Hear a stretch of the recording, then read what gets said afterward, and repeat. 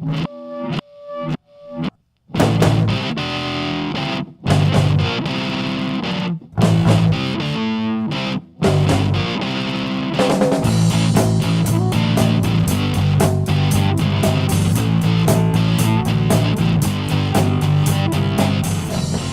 to Trade Show Guy Monday Morning Coffee for September 11th, 2017. I'm Tim Patterson, Trade Show Guy, author of the book Trade Show Success, 14 Proven Steps to Take Your Trade Show Marketing to the Next Level. I also blog at TradeshowGuyBlog.com, and I got a company called TradeshowGuyExhibits.com. In fact, if you go to the exhibitor marketplace, put a link in the notes for this. We have a listing there for the next year there. You can find more about our company. Of course, you can go to the website too, TradeshowGuyExhibits.com.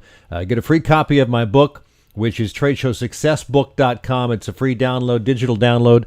And and that'll sign you up for my newsletter, which comes out once a month. So I'm pretty active there. Anyway, trade show marketing, admit it, is awash in data. I mean, there's data about the number of visitors to a trade show, number of exhibitors, leads generated, cost of exhibiting. You could go on for a long time about the type of data that you can generate. Of course, once you generate or track those metrics, you have to know what to do with all that data, or it becomes not as useful as you'd like it to be. It may become useless, but maybe not. It won't be as useful. So we thought it might be worth having a data analytics expert on to talk about data, how to track it, what to do with it, how to make it clean, so on and so forth. Had a conversation with Oz du Soleil, Excel trainer, author, and Excel MVP. His YouTube channel is ExcelOnFire, and here's the conversation we recently had. I know that we wanted to talk about data and Excel stuff, so whatever. How did you get to Excel? What? Obviously, that's a great, strong skill set of yours. Because if you're teaching it, you must know a fair amount about it. It started. Wow. There's a couple of different stories there. Okay. The one I'll tell you is, I was working in a call center and people kept calling with the same problems, same types of problems. Their certification didn't get reported to their state. They didn't get their certificate for having completed some course requirements. And I got tired of these calls coming in. They were the same things. And a lot of times the reason was the same, but I would go around to these different people. Why didn't you report this person to the state? Why didn't you send them their completion certificate? Well, the report didn't tell me to do that. I get these reports every month and I do what the reports say. So then I start digging, because I can see in the system that these persons should have gotten certificates, should have been reported to their state. And then I realize how the reports work and how the data in a database is messy. So all this stuff tied back to crap data. Somebody had to do 4 courses. She's got 6 profiles in the system. Her 4 courses are spread across those 6 profiles. Of course, the report doesn't see that person as a completion. Therefore, no, you don't get a certification. So when I learned how to look at that and then use Excel to clean that up, then I got recognized as somebody who was analytical and somebody who would get up off their ass and figure out what's going on. And that's a big thing that I feel is a quality of a good analyst, is getting up off their ass to figure out what is going on. Obviously, there's so much data floating around, no matter what industry you're in. You know, I'm in the trade show and events industry. There's so much data that you could track and follow.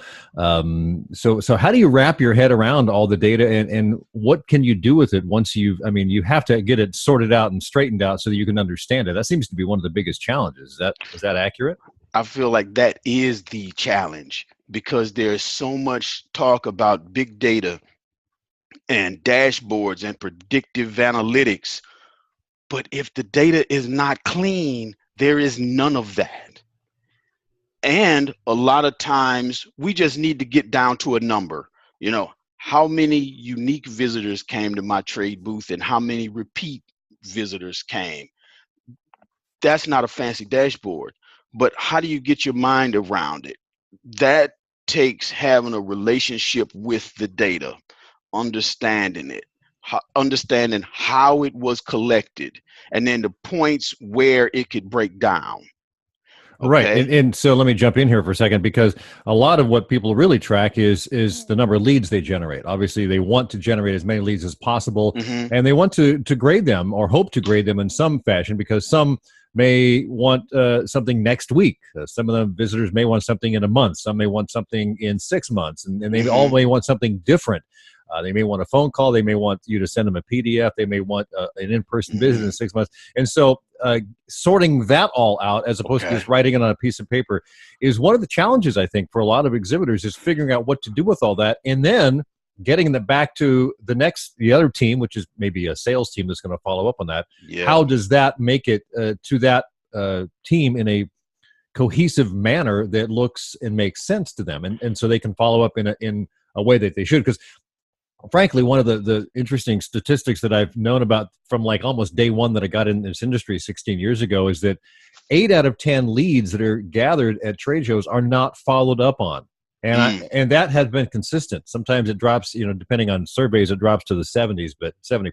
But that's a lot of money left on the table. And boy, if you can clean that up, that's a big step. Yeah. And so now people processes tools. Okay. So a tool would be Excel, a notepad, a database, and then a process. How is it collected? What is the process that gets it all swept together in one place and uniform? Right. So over in this paper or spreadsheets, maybe you were collecting phone numbers, and then in another one you weren't collecting phone numbers, and then over here you were collecting the first name and the last name separate, but then over here in these other spreadsheets they were all in one place and had a middle initial, and you were collecting things like reverend and doctor and Right. captain, right? So all of that stuff you got to think about. Okay, how am I going to collect this? And if I collect it with the first and last name all together, will I ever need to split those apart? And do I have a way of splitting them apart? Right. Right. So now, yes, that process has to be thought about. And are you going to collect it all in one place? Do you have a way of, if you're in the trade show in this city and then another one in that city, do you have a way of collecting it all in one place? Or do you need a process to where you're going to collect them in separate places, and then every Wednesday morning I put them all together? Right. There's no right or wrong, There's no but right or wrong. Just and it seems to me the biggest challenge is making sure you know what you're doing before you jump in all the way. And there are a lot of different shows. People will scan badges, but that only gives you information that was given to that particular organization when you set up your profile, and so you may get varying information depending on that. So there's a lot of moving parts in the whole thing, wow. as you well know. And there are certain systems out there. I've had conversations with people that have in booth like iPads that they are filling out and going through certain products, and there's a lot of data there. So that is one system, for example. So there's a lot of information, and then at the end, how do you react on that? So yeah, and I'll share this with you. I use Excel to track prospecting calls, and I've found that it's not perfect, but it's the best for what I need to do. It's searchable. I can see what I've done. I start a new sheet every year and follow the whole year. I've tried things online, some client management, what do they call it, CRM or whatever that is, and they really don't do what I want them to do because they're missing holes here and there. So I always go back to the Excel spreadsheet, and it's not perfect, but it does Right. what I needed to do, and it's workable. And so that seems to be why I stay there. I'd love to have a little better system, but Right. And somebody said to me years ago that Excel is the second best software for everything, and I agree. I agree, because it can be so flexible, and it may not have all kind of database connections and things like, that might be nice, but the interface is messed up, or I've got to be some tech whiz in order to get this interface the way I want it on this CRM. But in Excel, I can just stack this stuff up. I can write my formulas and just keep moving. Exactly. Yeah. So let me ask you this. Lost my train of thought. This happens. I can edit this out, right? If I need to. Where can people find you? Let's talk about what you do, because I know that you teach Excel things. I'm not sure exactly what it is you do as far as what you teach and how you approach that. You've got some online things. You've got some videos. You do a lot of stuff on videos, as I understand it. Yep. I have a YouTube channel, ExcelOnFire, where I focus on showing how to do real world things. Rarely do I do standalone tips and tricks, because I want people to be able to do something and see the nuance and I want them to see the nuance and be able to really do something. But standalone tips and tricks, no, you don't see the gotchas or how something might be useful. And I have a lynda.com course on getting transformed, and that's a powerful tool in Excel for cleansing data, splitting those first and last names apart. Right. And that's lynda.com, right? No, Lynda? It's LYNDA. Right. Yeah. And so to me, Excel has done some interesting things over the years because it can visualize the numbers. You can make a visual representation of the numbers with graphs and charts and things. And that, to me, since most of us are really visual learners, that I think is a very powerful part of what Excel can do. Yep, it is. It is. And when you think about how you lay out your data, think about it in terms of input, storage, output, and the output being those graphs, the summaries that you're talking about. That can be a beautiful thing and helpful and dynamic if you have one place that you input it, one place that you store it, because then everything will update automatically when it's laid out that way. And that's in contrast to when we start with the report that we want. Right. So if we want a monthly report of some activity, and then we build that and then start putting our data in based on that, then we only have one view. Right. But if we want to start looking at, different product lines, it's hard to dig that out.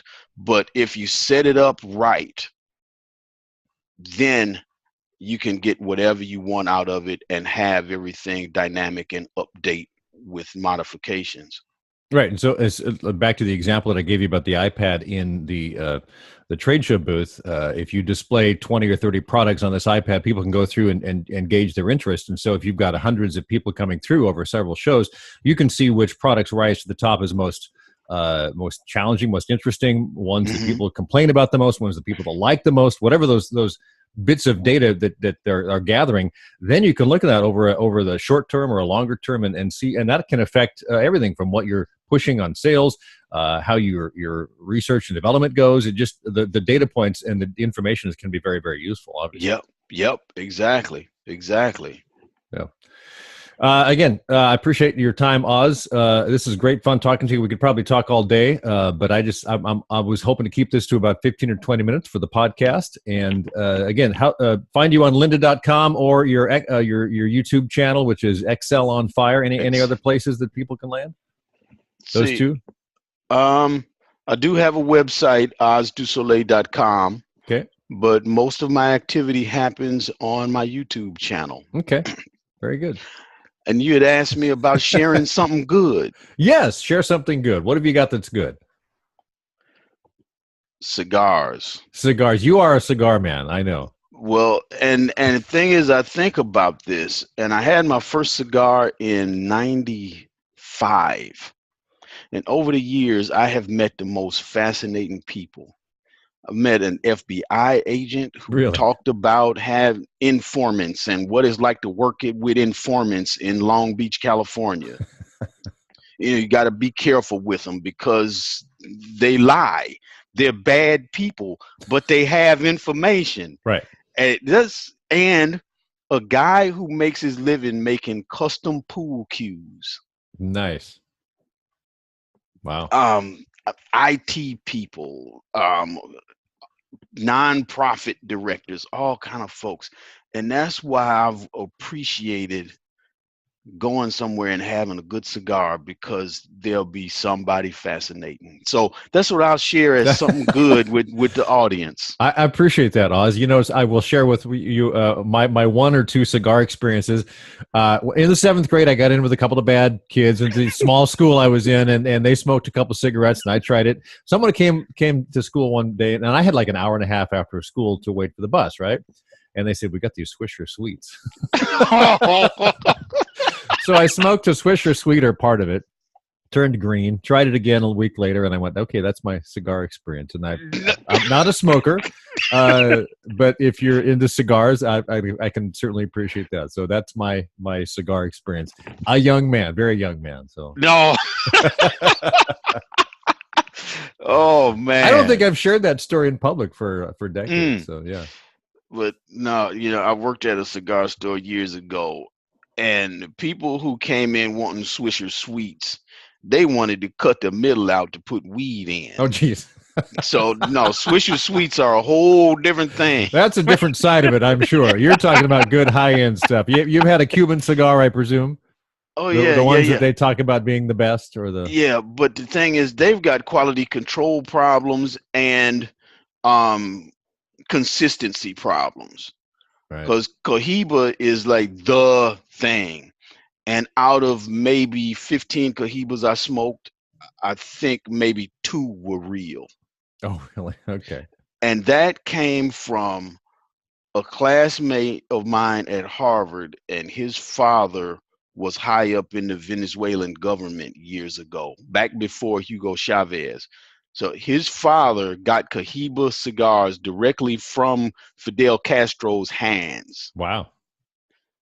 So and so when I tasted those, I knew what a real Cohiba tasted like, and so it was delicious. It was delicious. Yeah. All right. Oz, it's been a pleasure. We're only an hour or so away from each other here on the West Coast in Oregon, and we'll hook up soon. Thank you very much for your time. All right. Thank you. All right. And thanks to Oz for chatting about data and how it might apply to event and trade show marketing. Let's look at this week's trade show tip. And, of course, as you might expect, it has to do with data and metrics. I believe it's a good move to keep records of as much information as you can feasibly do. Depending on the size and scope of your trade show marketing team, how many people you have out there, can you keep track of visitors? What can you track? Figure out what you can and then track it as much as you can. Know that how that data is gathered so it's clean and easy to understand. Know where it's kept. Know what form it's kept in. I also recommend taking a lot of photos. I guarantee you that you'll be glad that you did at some point. Some point in the future, you'll say, gosh, what did we have on that upper right-hand panel? We need to change that to, what was it, So pictures will help. So keep track of as much as you can. Leads, visitors, sales generated, return on investment, everything you can. And take a lot of pictures. Oz shared his one good thing, cigars. And I'd like to close with my one good thing of the week for the Trade Show Guy Monday Morning Coffee, and that is football season. Yes, I root for my teams, the Oregon Ducks and the Seattle Seahawks. And if you're a football fan, I know you're rooting for yours as well. So football season is here. Of course, football season also heralds the return of autumn, less than 2 weeks away from today. So I hope you check in for the last show of summer next week, when I'm going to talk with a 3D exhibit designer. So have yourself a great week.